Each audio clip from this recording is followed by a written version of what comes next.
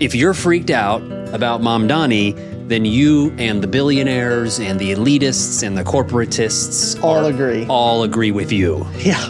So the people, the regular, the working class Americans in New York City love him. Love what we're seeing. We're going to be talking about why a democratic socialist in Zohran Mamdani winning is a good thing for America. And I'm speaking specifically to liberals and leftists. The rich continue to get richer, and at the expense of everyone. You. Yeah, you watching, right? At the expense of you. Moderate Democrats don't get it. Like, they're just not inspiring anybody anymore. No. It's not radical to want to help human beings. Is that radical? Not according to Jesus.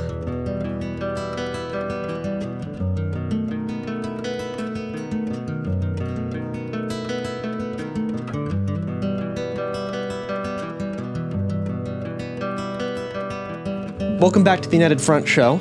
My name is Dr. David Benjamin. Oh, I'm just Max. Once again.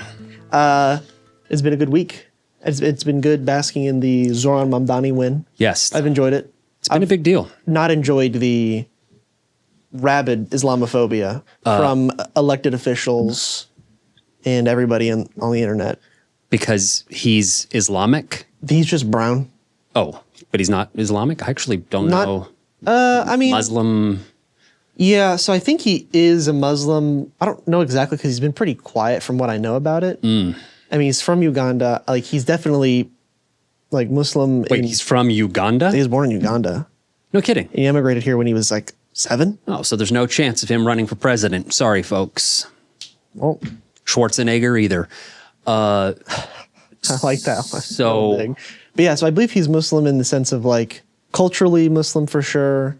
And he might even be himself, but he's not like Sharia law, like not anything like that. Does it matter though if he's fighting for the people? Yeah, no, it doesn't. But he's brown and he like passes as Arab. So therefore, and he's full on anti-Semite. Has New York forgotten 9/11? A lot of that. Yes. A lot of that. A lot of we need to denaturalize him and then deport him. From a congressman said that. I'm hearing it. I'm hearing the gross rhetoric. So we're going to be talking a little less about the right because they're just super racist. Well, and they're also flying off the handle about this. They are scared to death. Which is great. And the billionaires and the corporate interests that control the right are super freaked out. Establishment Democrats, elitist Democrats are freaked out. Yep. If you're freaked out about Mamdani, then you and the billionaires and the elitists and the corporatists all agree with you. Yeah. So the people, the regular, the working class Americans in New York City love him. Love what we're seeing. So you can do with that what you will about how you feel about that. So what are we talking about today? Yeah, so we're going to be talking about why a democratic socialist in Zohran Mamdani winning is a good thing for America. And I'm speaking specifically to liberals and leftists and for you, help me, the far left, to help you understand. So we're talking about Democrats, we're talking from about center left, and you just keep going all the way to far left. Your left, my left. All the way to the far all the way. left. So that's who we're talking to today. Like past progressives. Yeah, past progressive into real like anti-capitalist territory. I'll put 2 timestamps up on the screen. Yeah, go for it. Of when the like liberal section kind of is and when the leftist far left section is. Yeah, just go ahead and skip to it. If you're here just for the meat and potatoes of it. There it is. Go right ahead. Skip ahead. I won't be offended. So, I mean, there's a ton of issues that we're facing. You know, the housing crisis, the food deserts and grocery prices are skyrocketing. Yes, we are. Transportation problems up there. Oh, car infrastructure nightmare, no public transport. What else? Some other crisis you think we're facing? This is New York City that will... Well, New York specifically he's running for, but these are like national issues. Like I got rent problems. I got grocery affordability problems. I would just say... If you don't have a car in our town, nothing's happening. Yeah, it's be hard to get anywhere. Yeah, you're SOL. Yeah, anything that's not urban, you really need a car to get around. I think the main thing that people are struggling with on one side would be affordability. Would be that's a big the way to say it. Just sum it up. Like, affordability. Like either the ability to afford the basic necessities of life, or you leave everything expensive and you don't give anything to anybody, but then you better raise minimum wage. You better raise wages in general. So it's a combination of wages not increasing and everything getting more expensive. Right. Not just due to inflation, just because yes, companies just can.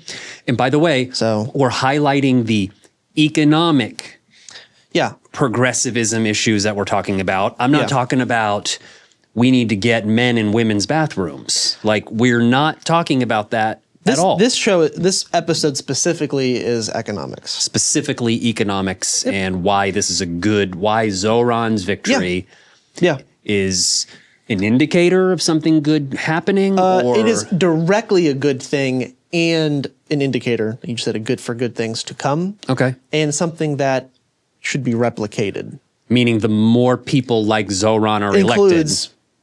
Mainly the policy is the important part. So we'll get into that in a bit. Okay. Is a good thing. Okay. Because he's got a plan. Yes, he does have a plan. A plan, and it's clear, and it's straightforward. It's for the people. The concern that I've been seeing, which is interesting, of people who should be supporting him. Which you'd think would be really left of center. Anybody left of center. Which would you think, right? So kind of the two concerns are, liberals are kind of calling him, he's a radical, or he's wacky, or he's kind of cuckoo with his policies. That would be just like a mainstream Democrat. I've been seeing the dismissive language. Yeah, you're more standard. When you think Democrat in your brain, those people, which you'd think. A Chuck Schumer Democrat. You definitely Chuck Schumer. Well, yeah. In this paradigm, conservative, but we'll keep it going. Okay.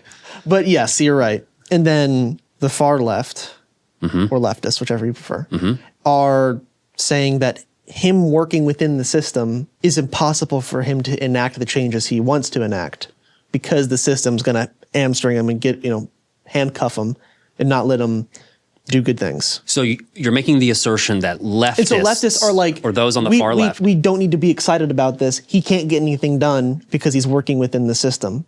They're not going to let him do anything. So the fact that he's not advocating to simply burn down the system. Well, even if he tries to adjust the system, the system, the elites, the institutions are going to do everything in their power to stop him. So we shouldn't champion it, and we shouldn't focus on it. We need to focus on organizing ourselves. What then? If we're not going to focus on this, like a good victory by somebody that's pretty close to the kinds of far left ideas you like. Without going down all the way in the rabbit hole, we could do a video about it. Okay. 100% can. Another time. Just as an example, because I'm sure we'll get a question about it, is an organization that existed in this country and was quite influential was the Black Panther Party. They didn't do electoral politics. Boy, did they make a lot of noise and adjust a lot of things. Okay, that was more of a cultural... That was an organization. I mean, no. I mean, it was an organization, but it seemed like there was it wasn't like they were trying to get people elected. That's the point. They were working without of the system. They weren't in the system. They were recognizing, particularly at their time, we're not going to make the changes we want and need unless we're militant about unless we're really kind of outside the system, putting pressure on it. Same way that there were their cities disbanding their police departments. Yeah. With BLM protests. So that's what the leftists are saying we should do. We need to Black Panthers this whole thing. When the problem is that we left of center, from the center line left, we cannot get together on the same page and come up with some sort of a set of populist policy positions. Yeah. The PPP, populist policy positions. I'm down with PPP, but PPP. Hard to make some merch around that. We can. But we cannot get together as an entire group. And this is exactly what you're talking about. Those on the far left are making a stink that this guy isn't good enough. He's not militant enough. He's not revolutionary enough. But the moderates are making us think that he's insane. But he's too much. And he's way too much. So the moderates that are barely left of center are saying he's way too much. The people on the far left, the leftists, are saying he's not enough. The governor won't endorse him. Tons of senators won't endorse him. This is insanity. Like this identity bull crap. All right. Let's talk about briefly. Educate us. Real briefly, why, wherever you stand on the left of center spectrum, you should care about what we're about to talk about. I do want to cover why I think, Zohran winning is a good thing for everybody, and why you should stick around and listen to what we have to say. I'm open to be convinced. So, why liberals should care. The popularity of democratic socialism is on the rise in this country. Yes, it is. Particularly with young people. Why should young people care to vote if the candidates you promote are centrist, moderate liberals who push policies that are the status quo, which are the policies that got us into this fascist nightmare? Why should we vote for Nancy Pelosi's? Why should we vote for Chuck Schumer's, right? Why should we vote for people just like them who support the same thing if they're part of why we're here? Right. And probably the reason why they're here is mostly because they all take an insane amount of money from corporations and PACs, and it's just out of control. When are you going to start name dropping APAC? I mean, that's one of them. It is one of them. I think the biggest one is Big Pharma. I think that's the biggest lobbying group. I think my biggest concern is big money. Just big money in general. Just big money. Yeah, big money. Right? That's I like saying big money. Yeah, it's actually, fun. I never heard that before, but I like that. Big money. Big money. So yes, Yeah. so anybody that speaks for big money is hating on this guy. Yep. Okay. Yep. And I'm following. why leftists at the far left should care. A revolution is not around the corner. Material conditions in America are nowhere where they need to be for a revolution to happen. I will use the most famous example in the world, So true. which is the October Revolution in Russia.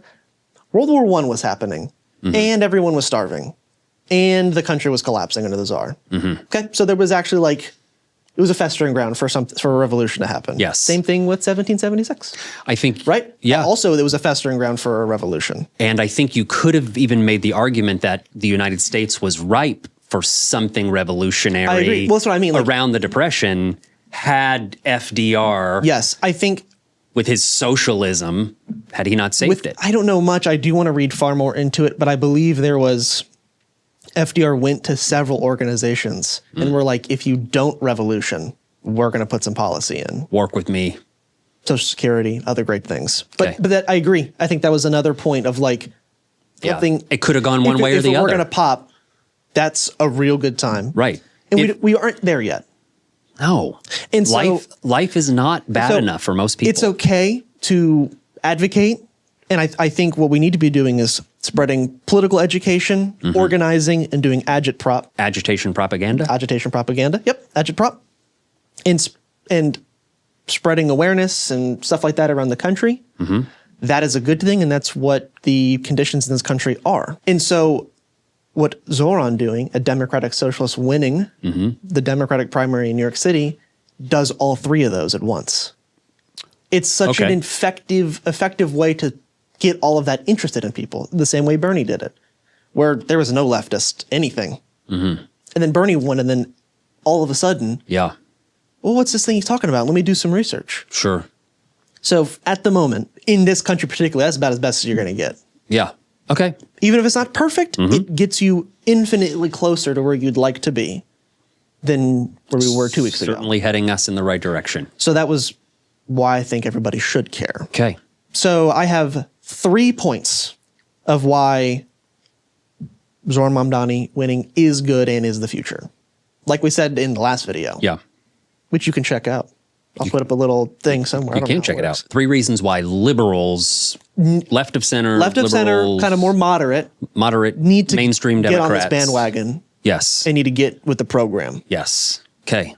Okay. Anybody with a D next to their name And with a D next to them. Okay? should be getting behind this. So we kind of already talked about it in the why they should care, but democratic socialism is super popular and it grows every year. Populism in general. Go ahead on that. Right? Yeah. I mean, it could be Trump's brand of populism. It could be, Bernie's brand of populism, but it's populism in general. Or another way to say it is what's popular among the people. Or another way to say that is what serves the people. Yeah. Tax cuts for billionaires, Yep. hacking Medicaid, that stuff doesn't serve the people. It just doesn't serve the people. No. So I agree. Populism, this is becoming the area of politics of the common man, the working class. This is that era, and I think it's a really good point. Yeah. Which we've made Over and over again. several million times in this show at this point. So with populism and democratic socialism and the DSA becoming more popular, you cannot ignore DSA is what? the Democratic Socialists of America. So they're the largest left-wing, far-left organization in the country. Okay. So they're sitting at around 90,000 members. active due-paying members. And what they did recently, if you're curious about their accomplishments, is they just nominated and won the Democratic primary in New York City, is what they've done recently. Yeah. And it is the biggest party since 1914, was the last time a left-wing party was this big in this country. Oh, wow. Boy, that's going way back. About 100, well over 100 years at this point. Wow. Interesting. So just a little tidbit. Okay. Yeah. But you cannot ignore this group of people anymore. You saw it a lot with the pro-Palestine movement in the 2024 election. A lot of blowback for the Harris campaign taking such a pro-Israel stance. And it hurt her a lot. So you can't just ignore progressives and more left-wing people. You cannot ignore them anymore. You can't ignore the 10,000 people that are going to every Bernie rally. You know? Every Bernie rally. And you got to think, these people are far more politically motivated and active than the average person. Yes. That's you got to think. These people aren't just voting for the president every 4 years. They're going to local meetings. They're trying to get local politicians elected. They're way more active. Active on social. They punch way above their weight class. So mainstream Democrats and anybody with a D next to their name should be paying attention to that and embracing this more. That's point number one. This is where the country's going. Okay, I'm following that. You forget that's fair? Point number two? Moderate liberalism is dying in this country. Moderate liberalism is dying. There's two subpoints to like expand upon it, but that's point two, that moderate liberalism is dying. Or in other words, it's just... Chuck Schumer-ism, Nancy Pelosi-ism, Hakeem Jeffries-ism. Or in other words... To be fun. In other words, maybe it's just not inspiring anybody to go out and vote. And it doesn't... It's not good policy in terms it doesn't materially affect really anybody. It doesn't get much done either. No. It's trickle-down Democrat is what that is. Where it's like, oh, we're going to do the small business tax cut, and it's going to trickle, we swear. That's point two. Point three. Yeah. Every issue the Democrats face, Zohran solved virtually every single one. And this isn't a unique to Zohran thing. This is although him himself is quite unique, it's not a only he's capable of it. There's the density of people who are in the DSA or around him is higher than the regular Democrat Party. By the nature of the politics, by the nature of how they view the world. It'll be easier for them to connect with young people, with young men, to inspire young people. And that's because of the policy positions specifically. I think that goes a long way, more than people realize, although Zohran himself is quite... charismatic. Very charismatic. Yeah. He's got the riz. He's got... good looking. He's got the presentation package. He crushes it. So he sells it well. I'm not discounting that he sells it well. A fantastic salesman. But I believe a long way as the policies go. When you have cool policies, it's easier to sell cool policies. You care about us. Yeah. Hell yeah, man. Yeah. So those are the big three. Anything you want to dive into further with those three? I can expand upon the moderate liberalism is dying because I do have two subpoints. Yeah, go for it. Yeah, so point A, our economic system is dying and the moderates don't have any real solutions to it, which we've discussed several times. And to say that our economic system is dying or our economic system is increasing income and wealth inequality. Yeah. You know, the stock market's becoming still revving up despite the chaos of the world. Yeah. So it's becoming more top heavy, more unstable. Yeah, the rich continue to get richer and at the expense of everyone. You. Yeah, you watching, right? At the expense of you. So as the system continues to get worse for all of us, except the elite, it only becomes more unstable. It only becomes more volatile. Yep. And so that I would put it in the dying category. It's not quite blown up, or I would say that it's blown up, but it's on that road if it continues to be revved at 120%. For sure. Yeah. I mean, if everything plays out exactly how it's playing out, 25 years from now, you're going to have even less money. Yeah. And the billionaires are going to have even more money. Yep, exactly. So why would you want to leave the system like that? Yeah. And the moderates, as we saw in the 2024 presidential election, no real addressal of this issue. No, I mean, nothing that would meaningfully change. I barely remember, the direction of anything. Things. Yeah. Right. And right-wing extremism is mainstream.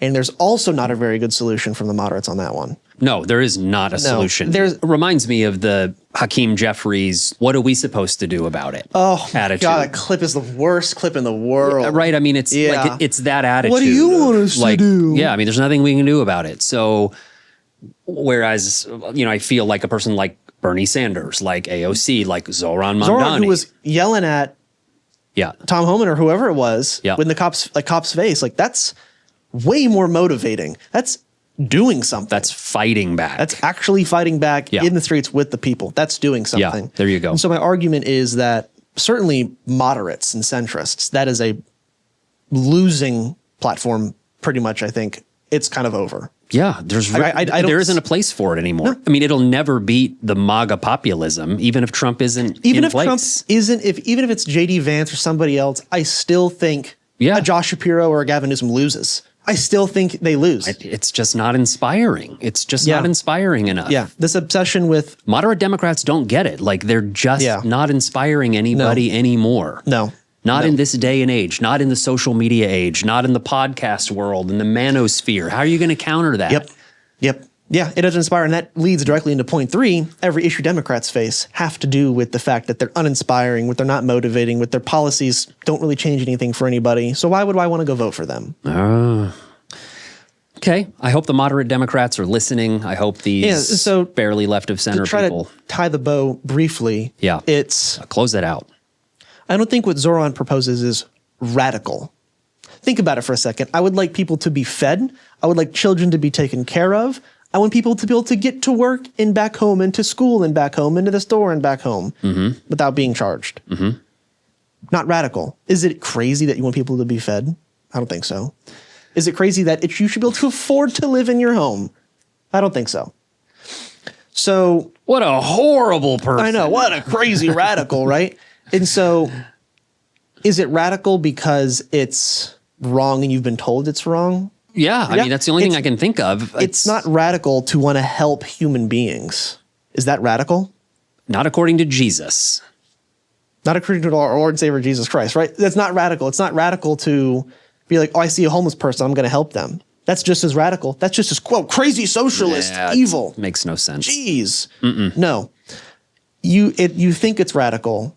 You think it's radical because you've been told it's radical. You've been told how the system works is normal. It's normal for people to be homeless and can't afford to live. It's normal for groceries to be expensive. It's normal. It's normal for 60% of Americans to be living paycheck to paycheck. It's normal. Why do you care? It's normal. Why do you? 60%. So is it radical because it's actually radical, or is it radical because you've been told that it's radical? Think about that for a second. Just brew on it. Sit on that. That's it. Tell us what you think. I'd love to hear from you. Now I'd like to cover the 3 points of why leftists and the far left, who are saying he's not enough. Not enough, or he's working within the system, he won't achieve anything, why they should be excited. Okay. Yeah. Okay. Let's speak to those people now. Point 1. Leftism and democratic socialism are scary words to Americans. But a democratic socialist winning the NYC mayorship boosts the ideology and takes away some of the fear of those terms so we can even speak about it. It's hard to even talk about it. Even if you don't support it, it's kind of hard to even speak about. Yeah, that's a boogeyman word. Yeah, it's like, oh, we can't even say the word. Yep. It helps you even be able to discuss it with people. It's hard sometimes to get through without saying certain buzzwords that people have been trained to be scared of.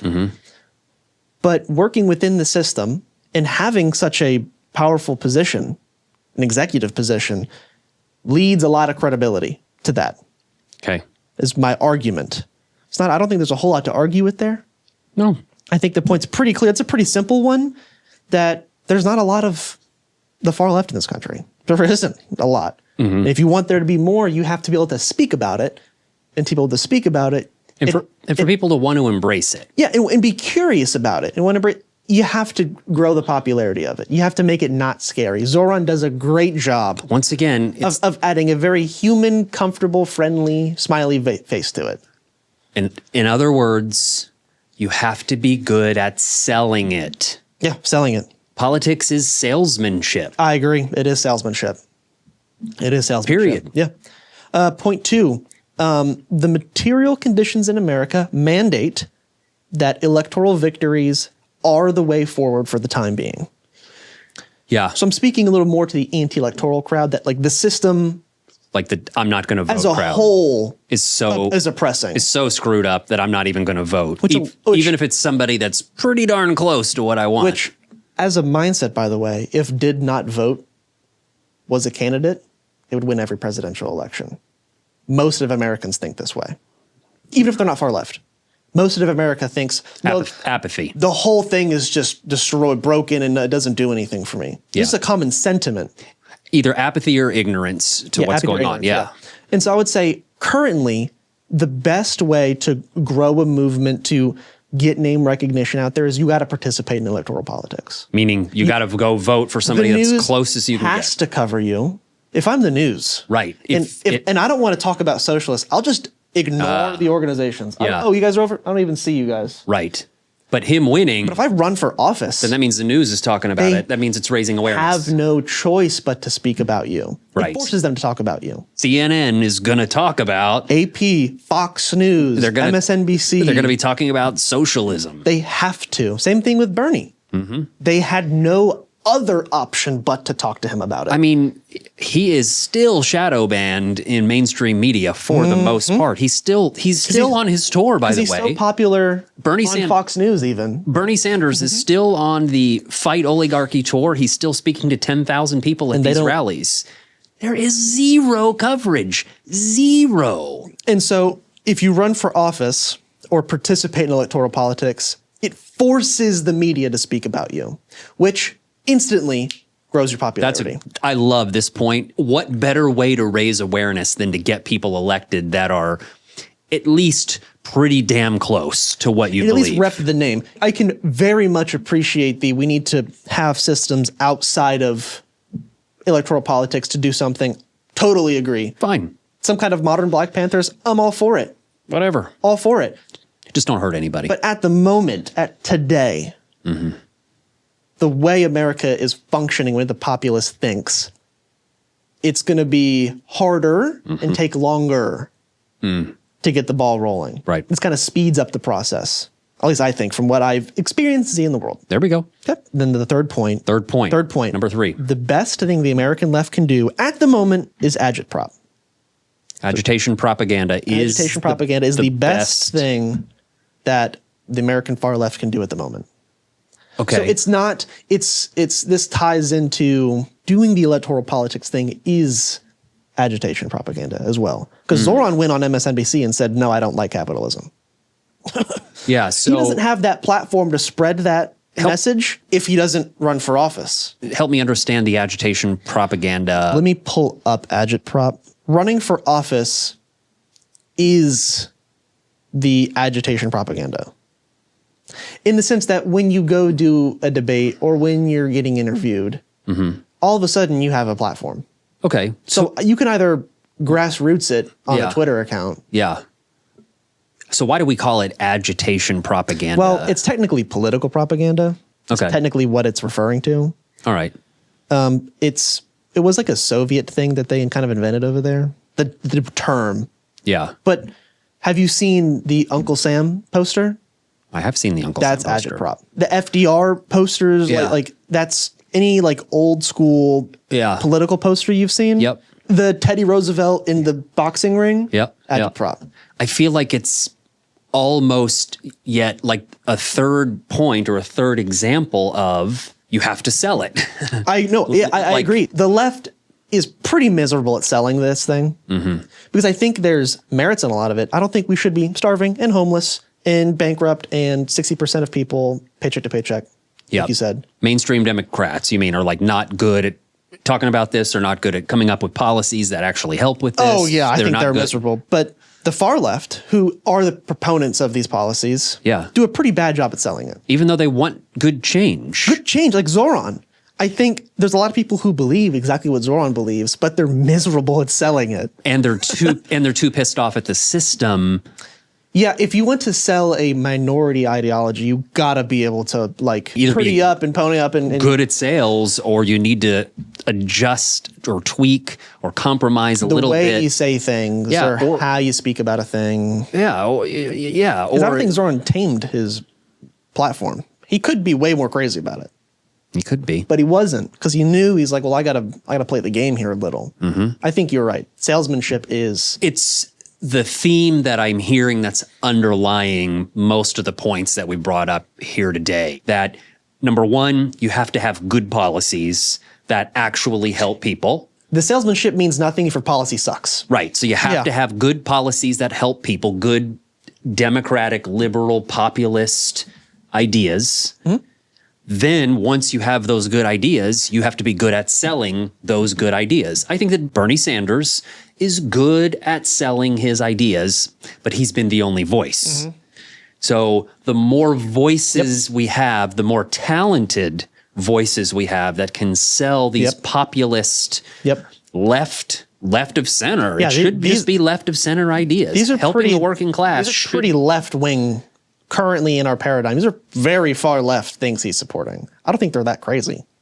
Yeah, I mean, not that radical. If you want to hear crazy history fact, the most popular president ever, excluding the Washington vote, was a man who put all these policies out there and was elected 4 times.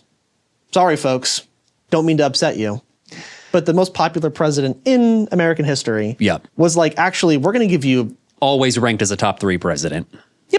Usually only behind Abraham Lincoln. Yeah, either Lincoln or Washington are the only other two that Washington are on the list. Usually is like a grandfathered in thing of like, well, he set the precedent. Yeah. He didn't do a ton, but he set the precedent. So good job. I mean, he held the country together. Lincoln freed the slaves, so you're going to get a lot of credit from me on that one. Can't really argue. Yes. But like modern-ass presidents, FDR won 4 terms. And what did he run on? Social Security, the second Bill of Rights. Every person has a right to a home, to health care, to education, to food, to water. And that's what he was talking about. Populist positions. About radical. Socialist positions. Now he's pushing the line on that one. He was pushing forward. Most popular president in American history. He won South Carolina. Here's a fun fact real quick. He won South Carolina over 98% of the vote to him in 1936. Is that right? FDR won 98% of the vote. That's okay. Don't look it up. It's fine. Yeah, I'll pull it up after for us. But yeah, he won like 98. And then somewhere else, he won like 99.1% of the vote. We could have had a 1,000-year Reich with FDR.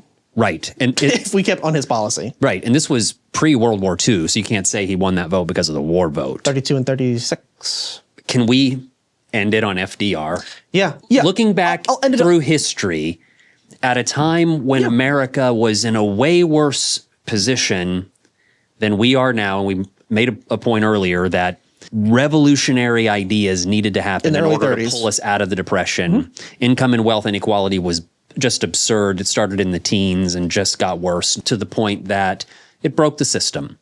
And there were people starving in the streets. Kids were wearing burlap sacks for clothes. Yeah, nothing even, I mean, everybody has an iPhone now. So even poor homeless people have iPhones now. So you know what I mean?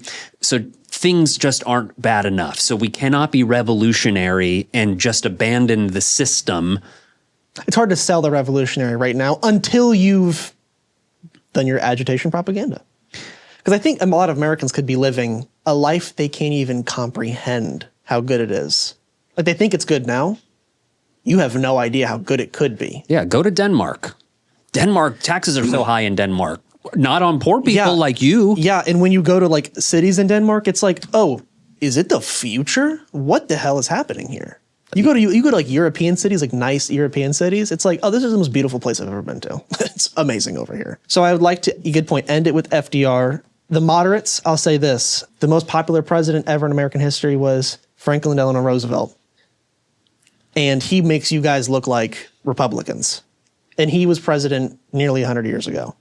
Makes you look like conservatives. We have slid very far in the other direction. For the far left, I say, I hear you about the system not working for people. I hear you and I appreciate that. For the time being, the best we can do is something like an FDR. Keep advocating for what you're advocating for. Don't stop. But nobody in America wants revolution right now. So elevate those voices and those people that to bring awareness. Yes. And then vote for them. And then if you do that, By the way, advocate and agitate for them and vote for them. we could solve the world. This is how I'd put it. Simple. Solve the world. Really easy. I don't know if we made a convincing pitch. I don't know. Well, I would love to hear what people have to say. Hopefully we start something up. Like and subscribe. See you next week. Thanks, folks.